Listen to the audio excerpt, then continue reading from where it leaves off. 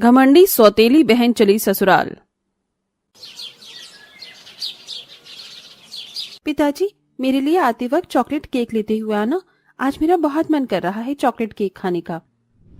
और मेरे लिए गुलाब जामुन लेकर आना पिताजी। आपको पता है ना, मुझे गुलाब जामुन बहुत पसंद है। आयशा और रितिका ऐसा अपने पिता से फोन पर बोल ही रही थी कि तभी उनकी बड़ी सौतेली बहन जाकर उनका फोन छीन लेती है और अपने पिता से कहती है, पिताजी मेरी बात सुनिए, इनका ये सब फालतू का सामान लाने की कोई जरूरत नहीं है। आप बस आते वक्त आइसक्रीम ले आना, और जो आइसक्रीम आप लेकर आओगे वही सब खाएंगे, क्योंकि आपके पास कोई पैसों का पेड़ नहीं लगा जो आप खिलाकर और पैसे निकाल लोगे। दिशा इतना कहकर फोन काट देती है, जिसके बाद वो अपनी सौतेली बहनों से कहती है, मेरे पिता से कुछ भी मंगवाने से पहले 100 बार सोचा करो। वो फ्री फोकट में तुम्हारे लिए कमा नहीं रहे हैं। दीदी, आप ऐसा क्यों बोलती हो? हम तीनों बहनें ही तो हैं, और अगर आपके पिता हैं तो हमारे भी तो पिता ही हैं। आप इस तरह कहकर हमसे हमारा अधिकार क्यों छीनती हो? अधिकार छीनने वाली बात ही क्या है? मेरे पिता हैं, तुम्हारे नहीं। अधिकार तो तुम मुझसे छीनती हो। पता नहीं तुम क्यों आ गई हमारी जिंदगी में। मैं अपने पिता के साथ हंसी खुशी रह रही थी। दिशा की यह बात सुनकर आयशा और रितिका की आंखों में आंसू आ जाते हैं। दिशा अपने कमरे में चली जाती है। दिशा बहुत घमंडी थी और बहुत गुस्से वाली थी। उसके गुस्से से उसके पिता को भी डर लगता था। रितिका के कहने पर उसके पिता आनंद जॉब से आने के वक्त आइसक्रीम ही लेकर आते हैं। अरे दिशा बेटी, दिशा बेटी, देखो मैं तुम्हारे लिए आइसक्रीम लेकर आया हूँ। थैंक यू सो मच पिताजी, आप सबसे बेस्ट फादर हो। और ये लो आयशा, रितिका, तुम्हारी चॉकलेट वाली आइसक्रीम। सॉरी बेटा, जो तुमने मंगवाया वो मुझे मिला नहीं। चॉकलेट वाला केक न सही, चॉकलेट वाली आइसक्रीम ही ठीक है। कोई बात नहीं पिताजी, हम इसमें भी बहुत खुश हैं। गुलाब जामुन तो मैं हमेशा खाती ही रहती हूँ, आज चॉकलेट वाली आइसक्रीम ट्राई कर लेती हूँ। आयशा और रितिका को इस तरह खुशी से आइसक्रीम खाते हुए देख दिशा मनी मन जलने लगती है। उनकी पसंद का तो कुछ भी नहीं आया। मेरे पिताजी कितने अच्छे हैं, सिर्फ मेरी ही पसंद को लेकर आते हैं। देखो तो इनकी फेक हंसी। दिशा इस तरह सोचकर वहां से अपने कमरे में चली जाती है। ऐसे ही दिशा अपनी सौतेली बहनों को हमेशा ये जताती रहती थी कि वो उसकी सौतेली बहनें हैं, और जितना हक पहली बेटी होने का उसका है उतना उनका नहीं है। उफ, बहुत गर्मी हो रही है आजकल। पिताजी, मेरे कमरे में एसी लगवा दो ना प्लीज। ठीक है बेटी, लगवा दूंगा तुम्हारे कमरे में एसी। दिशा के कहने पर आनंद उसके कमरे में एसी लगवा देता है, जिसके बाद आयशा और रितिका भी बहुत खुश होती हैं। अरे, वो हमारी बड़ी बहन के कमरे में एसी लगा है, चलो वहां चलकर एसी की हवा खाते हैं। हाँ चलो। रितिका और आयशा दोनों बहनें अपनी सौतेली बड़ी बहन के कमरे में एसी की हवा खाने चली जाती हैं। वो दोनों आराम से बेड पर बैठती हैं कि तभी बाथरूम से दिशा बाहर आकर उन्हें देख लेती है। तुम्हारी हिम्मत कैसे हुई मेरे कमरे में आने की? चलो निकलो, अभी के अभी यहाँ से निकलो। बस गर्मी लग रही थी इसलिए यहाँ आ गए थे।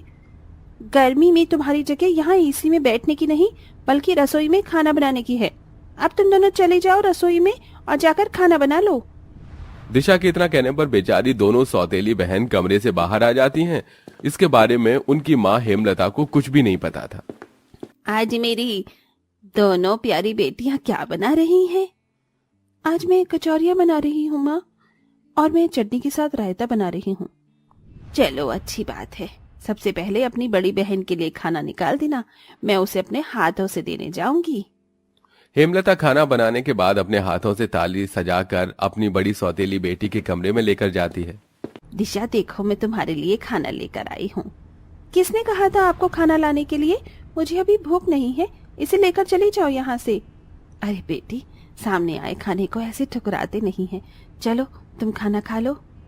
अपनी सौतेली बेटी का ये बर्ताव देखकर हेमलता की आंखों में आंसू आ जाते हैं और वो फिर बोलती है, कहा ना मैंने तुम्हें, मुझे खाना नहीं खाना। एक बात समझ नहीं आती तुम्हें?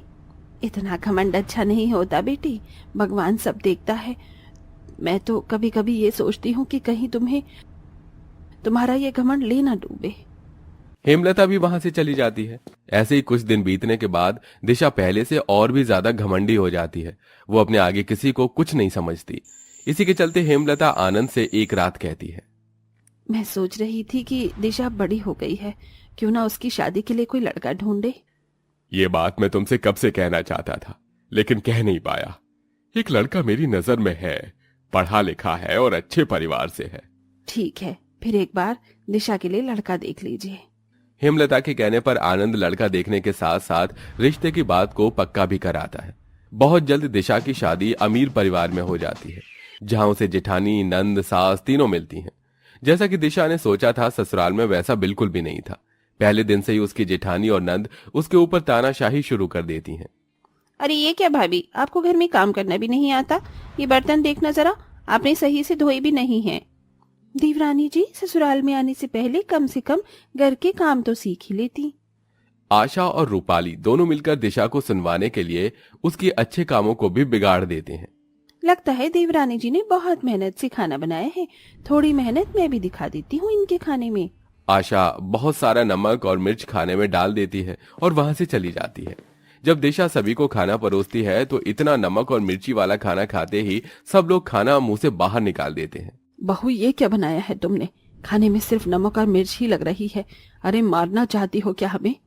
नहीं माँ जी, ऐसा कुछ नहीं किया मैंने तो। खाना बहुत ही अच्छे से बनाया था, सब कुछ बराबर डाला था। दुर्गेश्वरी दिशा के सामने खाना फेंक देती है। ये देखकर उसे वो दिन याद आ जाता है जब उसने अपनी सौतेली माँ के सामने खाना फेंक दिया था। आइंदा से ऐसा दोबारा नहीं होना चाहिए। इस तरह दुर्गेश्वरी गुस्से में उठती है और वहां से चली जाती है। उसके बाद दिशा रोते हुए अपने कमरे में जाती है और अपनी सौतेली बहन और माँ को याद करते हुए रोने लगती है। मैंने किस तरह अपनी दोनों सौतेली बहनों के साथ बुरा बर्ताव किया, फिर भी कभी भी उन्होंने मुझे कुछ नहीं कहा। मेरी सौतेली माँ, उसे तो मुझे अपनी माँ से भी ज्यादा प्यार करने की कोशिश की, लेकिन हमेशा मैंने उसकी ममता को ठुकरा दिया। ये सब मेरे ही करने का फल मुझे मिल रहा है। काश कि मैंने उनके साथ ऐसा कभी न किया होता। दिशा रोते हुए खुद से ये सब कह ही रही थी कि तभी उसके नंद, जेठानी और सास तीनों कमरे में आते हैं। साथ में उसकी दोनों सौतेली बहनें और सौतेली माँ भी होती है।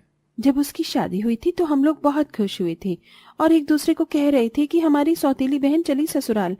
लेकिन आपके जाने के बाद आपकी बहुत याद आई। आपका गुस्सा करना, नाराज होना, सब कुछ। सौतेली होने का मतलब ये नहीं कि रिश्ते सिर्फ खून के ही होते हैं। जो रिश्ते दिल से निभाए जाए वो खून के रिश्तों से भी ज्यादा मजबूत होते हैं। तभी हेमलता भी कहती है, तुम्हें बस तुम्हारी सौतेली बहन और मेरी कदर दिखाने के लिए एक छोटा सा ड्रामा था। असल में तुम्हारी ननंद, जेठानी और सास ऐसी नहीं है। लेकिन इन सब से तुम्हें यह एहसास तो हो ही गया कि जब कोई ऐसा बर्ताव करता है तो दिल को कितनी ठेस पहुंचती है। आपने सही कहा माँ, मुझे माफ कर दो। मुझसे बहुत बड़ी गलती हो गई। आज के बाद मैं ऐसा कभी किसी के साथ नहीं करूंगी। दिशा रोते हुए अपनी सौतेली माँ को गले से लगा लेती है और साथ में अपनी सौतेली बहनों को भी। इस तरह अब दिशा के लिए अपनी सौतेली माँ और बहनों के प्रति प्यार बढ़ जाता है और वो महीने में 1 से 2 बार उनसे मिलने अपने घर भी आती है और उनके साथ खुशी खुशी रहने लगती है।